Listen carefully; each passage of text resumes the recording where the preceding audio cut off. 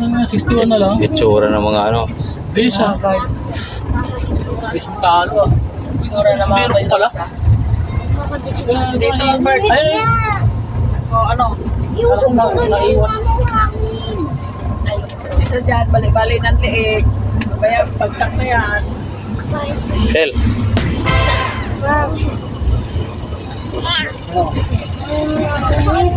After nga ng almost 4 hours na biyahe namin, nakarating na kami dito sa aming pupuntahan. Kababa nga pala ng sasakyan namin dito, hindi pa pala ito yung aming location na pupuntahan sa aming pagsiswimingan. Bali, sasakay pa pala kami ng bangka dito para tumawid sa kabilang isla kasi nasa sa kabilang isla yung nasa side yung aming naka-allocate na pagsiswimingan. So dito, nag-umpisa na sakay lahat ng mga gamit para sa aming mga gagamitin. Minsan lang mangyari to kaya sulitin ang yun. So bali, hindi man masasabing family reunion kasi may kulang na isang kapatid. So okay na rin at least na nagsama-sama sa ganitong okasyon na hindi naman palagi nangyayari. So dito ay masaya yung mga bata, Edna at ako rin excited na rin ako kasi bira mangyari sa mga ganitong okasyon na to. Oh, malaglag ka dyan. Kita dagat.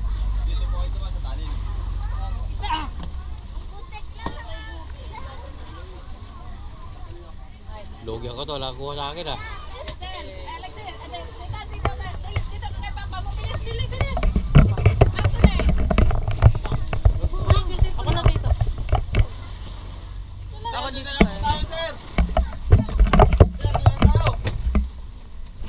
Sakay nga pala namin ng bangka dito yung kapatid ko, isda kung mayroon siya mabibili. Kaso medyo may kamahalan din, alam mo naman kasi nandito rin sa mga resorts, medyo may presyong isda rito. Kaya kung kayo ay magsiswimming, magbaon na lang kayo kung saan may mura na mabibilan nyo na mga pagkain o kayo katulad ng mga seafood.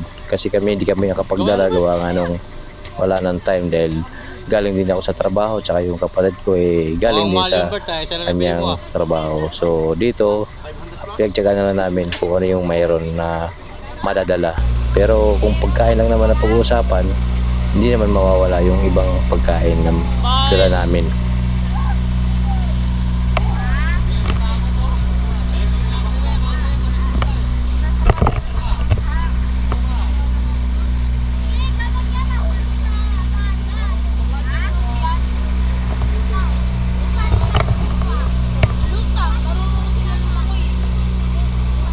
5 minutes nga lang yung travel simula doon sa pagsakay namin itong bangka nito hanggang sa pagdaong sa kabilang isla. Sa gilid lang kasi yan kaya wala kasing sasakyan na pwede makadaan papunta doon sa kabilang gilid ng isla. Kaya kailangan na magbangka. Dito nga pala to sa Forest Cove Resorts. So ayan, malapit na kayo makarating kaya tinatanong ang kapalit ko kung ilang minuto yung biyahe dito sa bangka.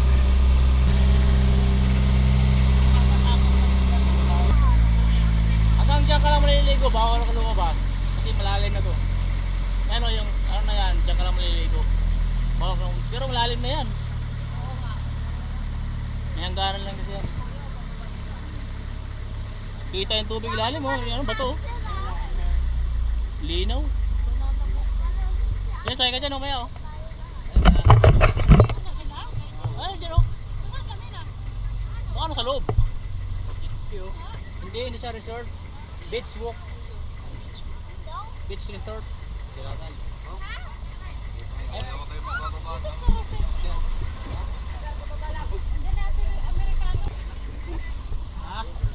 Abot-abot na lang. Hindi ako na.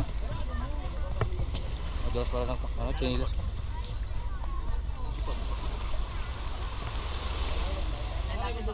Oh.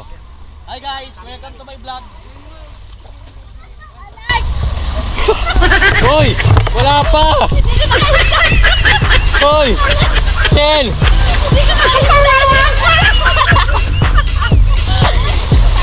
Pagkadaong nga pala ng bangka namin dito sa kabilang isla, pagkababa ng mga bata, itong bunso ko talagang di na nakapagantay. Lumoblob na sa dagat, talagang swimming na.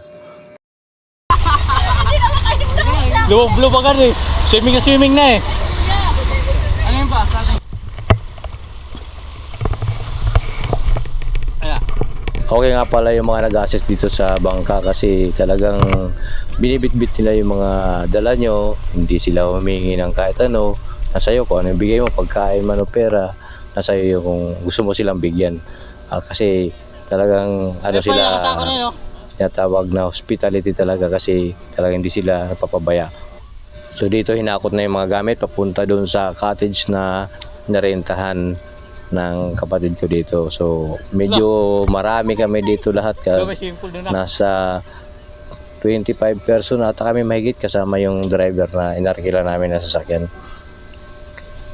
Kaya medyo masaya to kasi talagang magkakapatid tsaka mga anak. Kaya Ayun, sinakuha na? isa lang yung kapatid ko na hindi nakasama dito. So yun baka next time na naman siguro sana makasama. Cottage nga pala na nirintahan dito, pagdating mo dito, meron siyang sariling swimming pool bukod dun sa dagat na pagliliguan mo. Pwede ka rin dito magbabad kung gusto mo. So ayan, makikita nyo, pagdating nga dito, yung anak ko bigla agad na tumakbo, gusto agad na tumalon dito sa tubig, talagang gusto nang maligo. Yung iba ko palang kapatid dito, nauna na dito sa resort, pati yung tatay ko, tsaka nanay ko. Ayan, nagulat nga sila. Yung dami namin bit-bit. Hindi nila akalain na ganun kadami naming dala. Kaya masaya sila kasi at least maraming makakain. Ito, bigyan pa mo sa pa? Dito. O baka lulusog yan. Pagbaba. I-vlog mo. Hindi, tanggalin mo na. Ang GoPro mo? Ang labo! Naka-GoPro. Hoy! My eldest brother. Hi. Also one brother. Hi. Brother. Dito Alex, waterproof to? Dito Alex, waterproof to? Oo nga. Diba? Wala pang case. Waterproof pala to eh. Tara. Waterproof to? For real?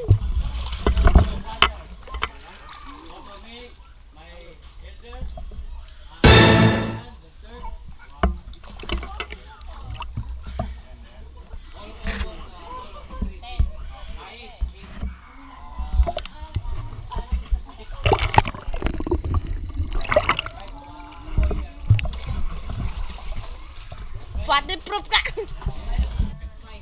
Hello, nice to meet you. Man, Dala ng short, baka umihiyan dyan. naka-GoPro si Tito. Kain mo na kayo, baka tayo mag-save lang sa dagat. Kasi di mo naligo ako, di ko Ah, Pero nga ng ilang minuto, ayun, nagbihis na ako kasi yung anak ko gusto talaga maligo kaya wala kasing mag-assist kaya ito, sinamahan ko dito maligo sa pool muna bago dun sa dagat kasi video busy pa yung mga tao. Muna kami lumusong. ako nga pala si Bato sa kilala. Sorry sa nakalimutan ko.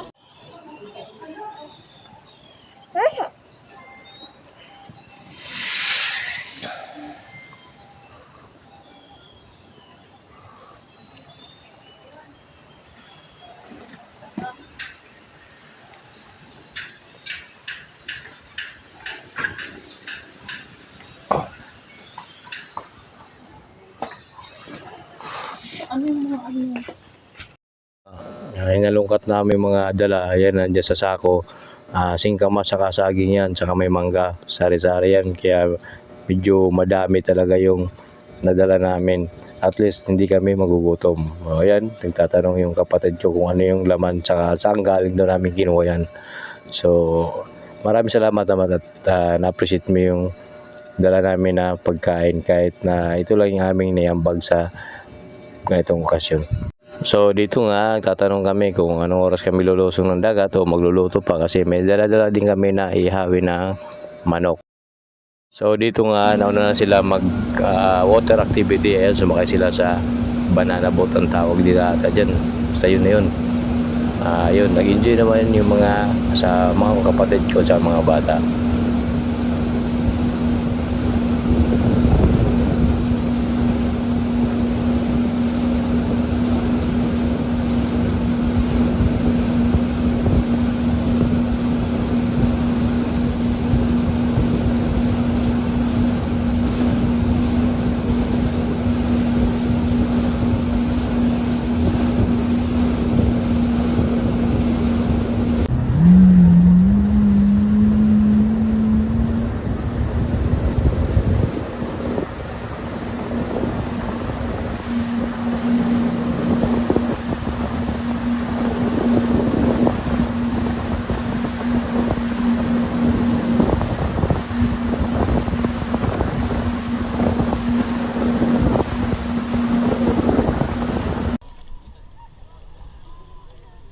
Oh, tingin, tingin.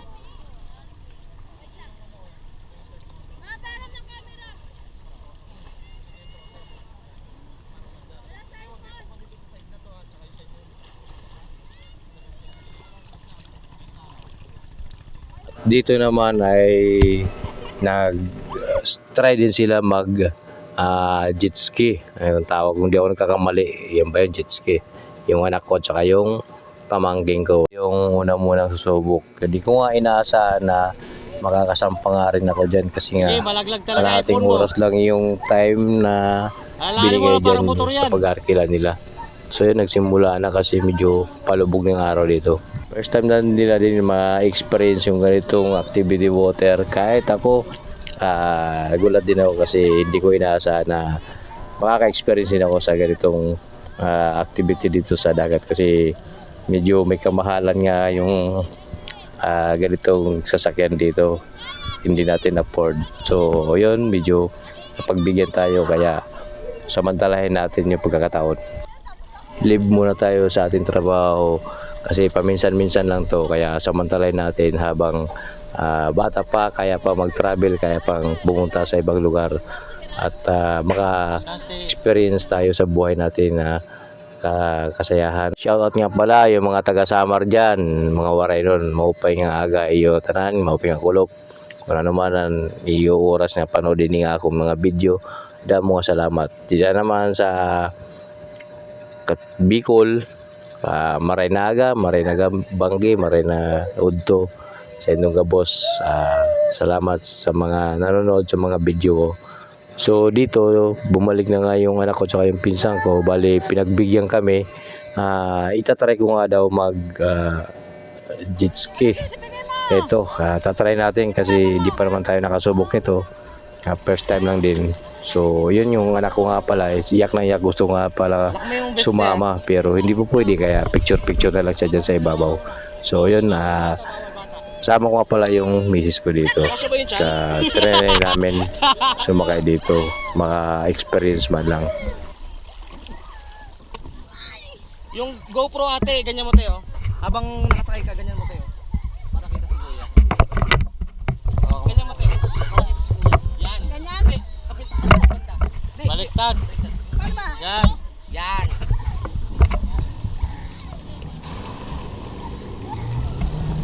Malaglag ayaw tumawa.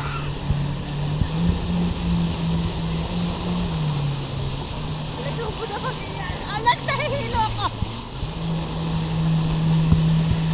Tingnan mo. Yan.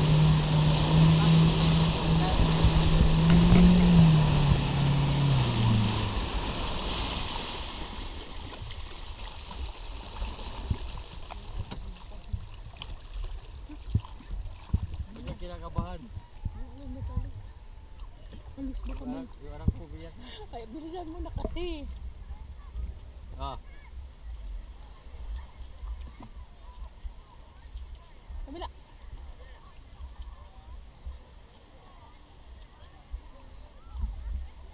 Wala.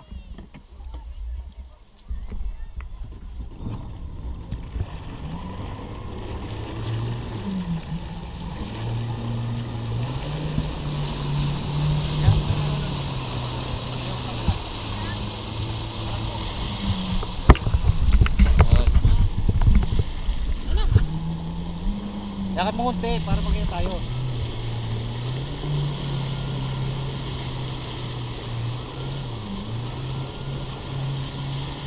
So yun, pati Isme naka-experience dito sa pagsakay ng jet ski. Natapos nga pala dito, bumalik na kami sa aming cottage para kumain kasi medyo paggabi na to, mga almost 6 na yata to ng gabi, hapon, mga ganitong oras, kaya ayun.